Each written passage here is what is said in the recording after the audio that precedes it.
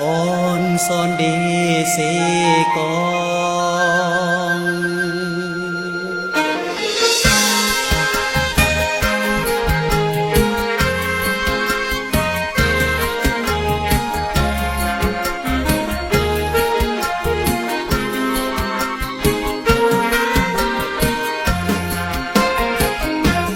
แสนชื่นใจเมื่อได้มาเห็นเป็นบุญตาที่มาเห็นเสกอง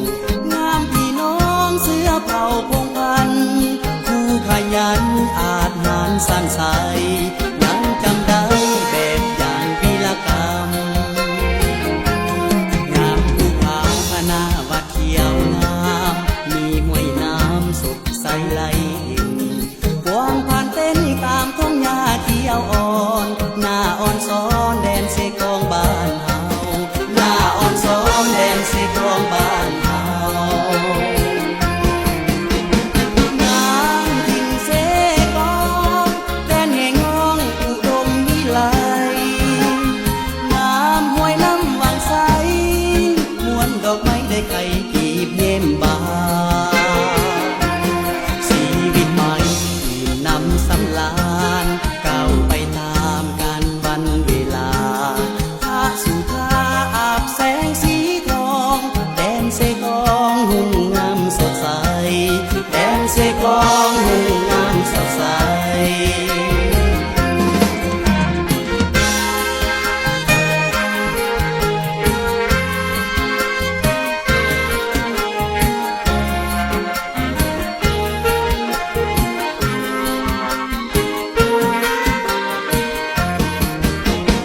งามถิ่นเส